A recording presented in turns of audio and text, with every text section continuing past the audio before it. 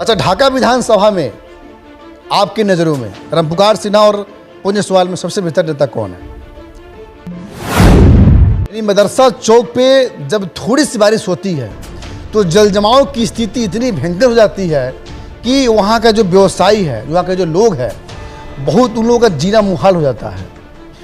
मुस्लिम समुदाय कहती है कि फैसल रहमान आएंगे तो विकास करेगा, बैस समाज कहती है कि पुण्य सवाल आएंगे तो विकास करेगा, लेकिन नेता की सत्ता की खेल में जनता पिस रही है।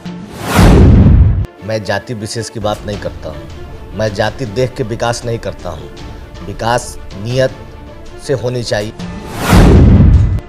आपकी नज़रों में सबसे बेहतर विकास क्या है? देख रहे होंगे आप भेलवा में ITI, रेफरल हॉस्पिटल, अनुमंडलीय अस्पताल, ANM कॉलेज ढाका में। आपकी विधानसभा में 2 प्रखंड है, ढाका और घोड़ासहन, जिसमें एक भी गरीब के बच्चों के लिए लाइब्रेरी की व्यवस्था नहीं है। घोड़ासहन नगर पंचायत हो चुका है, मगर चुनाव इसका लंबित है। इस चुनाव को लंबित करने में, इसको रोक लगाने में फैसल रहमान का हाथ है या पुण्य सवाल का हाथ है? नेता की सैलरी बढ़ी, मंत्री का सैलरी बढ़ा, अगर नहीं बढ़ा तो वृद्धा पेंशन, विकलांग पेंशन, बुजुर्ग पेंशन, ये पेंशन कब बढ़ेगा? करीब 17 महीने आप भी सरकार में रहे, उस समय क्यों नहीं हुआ? ढाका विधानसभा में जितने भी कार्यालय है, सरकारी कार्यालय, चाहे थाना हो, ब्लॉक हो, बिजली ऑफिस हो इत्यादि, दलाल की प्रथा बढ़ी, दलालों की संख्या बढ़ी। कहीं कहीं चले जाइए, ब्लॉक में चले जाइए, CO के यहाँ जाइए, दाखिल खारिज के लिए तो 5000 है, माननीय का उसमें 2000 रुपया बढ़ा हुआ है, इंदिरा आवास में माननीय का बढ़ा हुआ है, पंचायत में जो विकास का काम हो रहा है उसमें 2% उनका बढ़ा हुआ है। तो सब जगह बढ़ेगा तो क्या करेगा पदाधिकारी? तो आम जनता को ही लेगा ना, लेके ही देगा ना। आपके कार्यकाल में नहीं था ये? बिल्कुल नहीं, बिल्कुल मेरे कार्यकाल में नहीं। कहीं हाँ, जहाँ तक अगर कोई कुछ गलत कर भी लिया, अगर हमको जानकारी हुआ तो तुरंत उस पर कार्रवाई हुआ, उसको पैसा वापस करना पड़ा, या कोई पदाधिकारी। नमस्कार, मैं हूं ललन सिन्हा और मेरे साथ मौजूद हैं ढाका विधानसभा के पूर्व विधायक फैसल रहमान। तो सर, कैसे हैं आप? बहुत बढ़िया, बहुत अच्छे। आपका क्षेत्र भ्रमण कार्यक्रम चल रहा है, जनता क्या रिस्पॉन्स मिल रहा है? जनता का बहुत अच्छा रिस्पॉन्स है। 5 साल में उनके द्वारा ठगा सा महसूस यहाँ की जनता कर रहा है। कोई काम नहीं हुआ है, सिर्फ लूट भ्रष्टाचार के अलावा इस विधानसभा क्षेत्र में कहीं कोई काम नहीं है।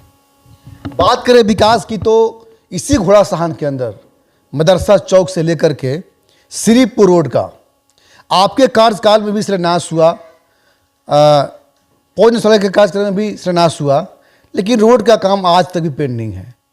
ऐसा क्या कमी रह गया उसमें? मदरसा चौक से लेकर मिडिल स्कूल होते हुए श्रीपुर चौक नहीं, अभी तो बना है रोड, अभी तो हम देखा है। उससे ग्रेवल हुआ है, फाइनल नहीं हुआ? नहीं, फाइनल नहीं हुआ। हमारे टाइम में वो टेंडर हो चुका था, तब हमने शिलान्यास किया था। बगैर काम किए हुए, बगैर टेंडर हुए हम शिलान्यास आज तक कभी किए ही नहीं है। लेकिन दुर्भाग्य रहा कि चुनाव में हार गया, और जो भी माननीय जीते उसको अपना क्रेडिट लेने के लिए कैंसिल करवा के और 4 साल तक जनता को झुलाया है। जब समय चुनाव का आया है तो आज काम उसमें शुरू कर दिया। यानी मदरसा चौक पे जब थोड़ी सी बारिश होती है तो जलजमाव की स्थिति इतनी भयंकर हो जाती है कि वहाँ का जो व्यवसायी है, वहाँ के जो लोग हैं, बहुत उन लोगों का जीना मुहाल हो जाता है। मुस्लिम समुदाय कहती है कि फैसल रहमान आएंगे तो विकास करेगा, बैस समाज कहती है कि पुण्य सवाल आएंगे तो विकास करेगा, लेकिन नेता की सत्ता की खेल में जनता पिस रही है। हमारा काम है सबको लेकर चलना।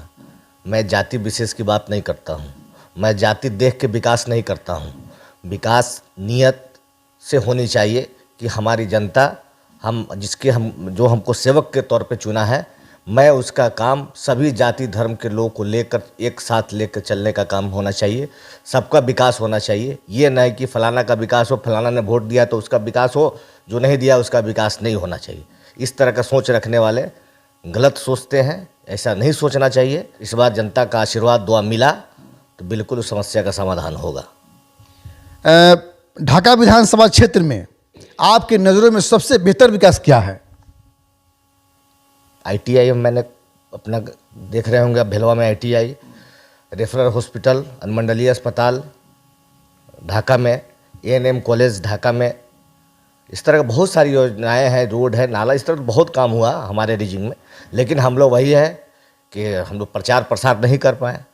ये तो बिल्कुल आपने सत्य कहा, और इस बात की मैं मानता भी हूं कि जो भी नेता शिक्षा और स्वास्थ्य के प्रति जो सजग है, जो कर्मठ है, तो इससे बड़ा कोई विकास नहीं हो सकता है।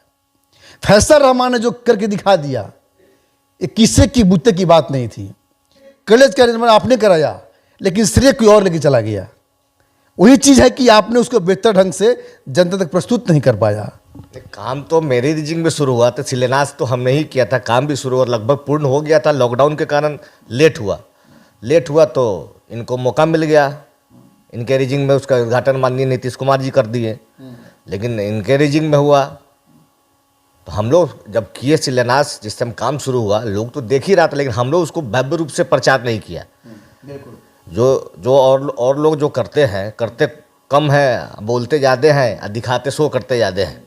तो उस तरह का नियत हम लोग का नहीं है। हम लोग काम पे विश्वास रखते हैं, चाहते हैं कि काम हो, विकास हो। ये तो खैर काबिल तारीफ है आपने जो काम किया है कि घोड़ासहान प्रखंड के लिए या ढाका विधानसभा के लिए ITI कॉलेज का निर्माण, ये बहुत बड़ी बात है इस क्षेत्र की जनता के लिए, और जितनी भी इसकी प्रशंसा की जाए उतना कम है। जहाँ तक अस्पताल की बात है, तो थोड़ी सी अस्पताल में अनियमितताएं यहाँ देखी जाती है, तो थोड़ा सा यहाँ से भी अगर सुदृढ़ हो जाए तो कहीं बेहतर होगा। बहरहाल आपकी विधानसभा में 2 प्रखंड है, ढाका और घोड़ासहान, जिसमें एक भी गरीब के बच्चों के लिए लाइब्रेरी की व्यवस्था नहीं है। आप चुनाव जीतते हैं तो क्या लाइब्रेरी बच्चों को मिलेगा? ठीक है, आपका अच्छा पहल है, आपने अच्छी चीज़ की जानकारी दी है, सत्ता मिलेगा। क्योंकि मैं समझता हूं कि ये काम आप ही से हो सकता है, आपके अलावा किसी की बस की बातें नहीं है। क्योंकि आपकी जो सोच है शिक्षा के प्रति, स्वास्थ्य के प्रति, इसलिए सवाल है आपसे कि सिर्फ आपसे उम्मीद की जा सकती है। बिल्कुल, जगह हम लोग देखकर अच्छा सा लाइब्रेरी दोनों प्रखंड में एक ठो बनाने का काम करेंगे। ढाका विधानसभा के माननीय विधायक पुंज जायसवाल जी गरीब की बेटी की शादी करवाए हैं, तो ये शादी के नाम पर ये मतलब गरीबों की मदद है या व्यवसाय है? इसे क्या देखते हैं आप? देखिए, ये कोई भी कार्यक्रम करते हैं तो ये सिर्फ अपना धन बढ़ाने के नियत से करते हैं। नियत वो रहता है, ये न कि ठीक है, अच्छी बात है, किसी गरीब बच्चे की शादी कराना अच्छी बात है, लेकिन धन का जो चारों तरफ से जो लूट खसोट होता है, व्यवसायीकरण, बिल्कुल हर चीज़ में व्यवसायीकरण उनका है। राजनीति भी करते हैं तो व्यवसायीकरण ही उनका है। जिसमें जो फायदा का काम होता है वही काम वो करते हैं, नुकसान का काम वो नहीं कर सकते हैं। जनता के को कैसे फ़ायदा हो ये काम नहीं हो, उनको अपने कैसे फ़ायदा होगा, इस पे ज़्यादा उनका विशेष पहल रहता है। अच्छा, ढाका विधानसभा में आपकी नज़रों में रामपुकार सिन्हा और पुंज जायसवाल में सबसे बेहतर नेता कौन है? ये तो जनता तय करेगा ना। ये आपकी नज़रों में? ये मैं कैसे कह दूँ कौन क्या है, ये तो जनता से पूछिएगा, जनता बताएगा। हम लोग तो सब लोग साथ में चुनाव लड़ते हैं, तो हम कैसे बोलें कौन बेहतर है, कौन अच्छा है? इस तो जनता तय करेगा ना कौन बेहतर है। अच्छा, घोड़ासहान नगर पंचायत हो चुका है, मगर चुनाव इसका लंबित है। इस चुनाव को लंबित करने में, इसको रोक लगाने में फैसल रहमान का हाथ है या पुंज जायसवाल का हाथ है? अभी जो सरकार में है, जो यहाँ के माननीय हैं, ये सवाल उनसे पूछिए तो बेहतर होगा। अच्छा, ये जो आपकी पार्टी अभी जो दावा कर रही है माई बहन योजना, ये योजना क्या है? देखिए, पूरे महिलाओं को 2500 रुपया हर महीने, जब हम लोग की सरकार बनेगी, माननीय नेता तेजस्वी यादव जब मुख्यमंत्री बनेंगे, तो बिहार के हर एक महिलाओं को ये योजना का लाभ मिलेगा। अच्छा सर, ये चीज़ कब कहना चाहेंगे कि नेता की सैलरी बढ़ी, मंत्री का सैलरी बढ़ा, अगर नहीं बढ़ा तो वृद्धा पेंशन, विकलांग पेंशन, बुजुर्ग पेंशन, ये पेंशन कब बढ़ेगा गरीबों का? ये जब तक तेजस्वी जी की सरकार नहीं बनेगी, जब तक ये नहीं बढ़ेगा। ये लोग कभी गरीब के बारे में सोच नहीं सकते हैं। यहाँ की जो सरकार है गरीब के बारे में सोच नहीं सकती है। अगर गरीब के बारे में कोई सोचा है तो आदरणीय लालू प्रसाद यादव जी ने सोचा है। आज उनके नक्शो कदम पर उनके बेटा तेजस्वी यादव जी चल के गरीबों का काम करने के लिए तत्पर हैं। अगर लोगों का आशीर्वाद, बिहार के लोगों का आशीर्वाद मिला तो ये सारे योजनाओं, गरीब से लेकर अमीर तक जो भी योजनाएं हम लोग मतलब उन्होंने बोला है, सबको लागू करके ज़मीनी स्तर पर उतारने का काम करेंगे। क्योंकि ये योजना जो है आपकी पार्टी के मुखिया तेजस्वी यादव बोले थे, जब सरकार में हम आएंगे तो वृद्धा पेंशन, विकलांग पेंशन 1,000 रुपया मंथली करेंगे। 17 महीने आप भी सरकार में रहे, उस समय क्यों नहीं हुआ? देखिए 17 महीने में उन्होंने बहुत सारे मैनिफेस्टो में ही दिया था कि नौकरी देंगे। जब वो 17 महीना रहे तो नौकरी तो मिला। तेजस्वी जी के पास खुद का कलम चलाने का तो पावर है नहीं। वो तो माननीय मुख्यमंत्री जी से मिलके कई बार आग्रह किया, लेकिन इसको लागू नहीं किए। जब खुद अपने सक्षम हो जाएंगे तो ये लागू होगा, हर हाल में होगा। ढाका विधानसभा में जितने भी कार्यालय है, सरकारी कार्यालय, चाहे थाना हो, ब्लॉक हो, बिजली ऑफिस हो इत्यादि, दलाल की प्रथा बढ़ी, दलालों की संख्या बढ़ी। ये तो अभी माननीय जो है 10 में भी यही हाल था, 10 से 15 और फिर 20 से लेके अभी 25 तक पूछ लीजिए लोगों से। बेगर पैसा का, बेगर टैक्स दिए हुए कोई काम ही नहीं होगा। चाहे कहीं चले जाइए, ब्लॉक में चले जाइए, सीओ के यहाँ जाइए, दाखिल खारिज के लिए तो 5,000 है, माननीय का उसमें 2,000 रुपया बढ़ा हुआ है। इंदिरा आवास में माननीय का बढ़ा हुआ है। पंचायत में जो विकास का काम हो रहा है उसमें 2% उनका बढ़ा हुआ है। तो सब जगह बढ़ेगा तो क्या करेगा पदाधिकारी? तो आम जनता को ही लेगा ना, लेके ही देगा ना आपको। तो इसलिए उनको जनता का फिक्र नहीं है, उनको अपना फिक्र है कि मेरा कैसे धन बल और बढ़ जाए, जनता कैसे आगे बढ़े, इनका उनको चिंता नहीं है। भ्रष्टाचार चरम सीमा पे है, एकदम आम आवाम बच्चा ये बात बोल रहा है। आप गांव में जाइए, लोगों से पूछिए, आपको समझ में आ जाएगा। आपके कार्यकाल में नहीं था ये? बिल्कुल नहीं, बिल्कुल मेरे कार्यकाल में नहीं। कहीं हाँ, जहाँ तक अगर कोई कुछ गलत कर भी लिया, अगर हमको जानकारी हुआ तो तुरंत उस पर कार्रवाई हुआ, उसको पैसा वापस करना पड़ा, चाहे कोई पदाधिकारी हो। अच्छा, आखिरी अंत में फैसल जी, जनता के लिए क्या संदेश है आपकी तरफ से? सभी ढाका विधानसभा वासियों से यही मेरा आग्रह होगा कि ये 2025 बहुत चुनौती भरा ये साल होगा नवंबर तक, क्योंकि चुनाव का समय है।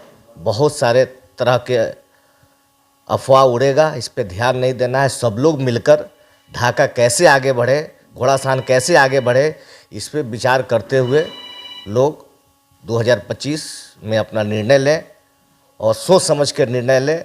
कभी किसी के बहकावे में नहीं आवे। ढाका को आगे बढ़ाना है। बिहार में नंबर 1 विधानसभा के तौर पर ढाका घोड़ासान को लोग देखें, इस नीयत से अपना काम करें। फैसल रहमानी से बात कर रहे थे। आइए, बातचीत कैसा लगा आपको, अपना प्रतिक्रिया दीजिएगा जरूर। अब तक के लिए इतना ही। हाँ जी, रुकिए, जाने से पहले मेरे चैनल को लाइक करें, सब्सक्राइब करें और बेल आइकन जरूर दबाएं, ताकि कोई भी मेरा न्यूज़ सबसे पहले आप तक पहुंचता रहे। धन्यवाद।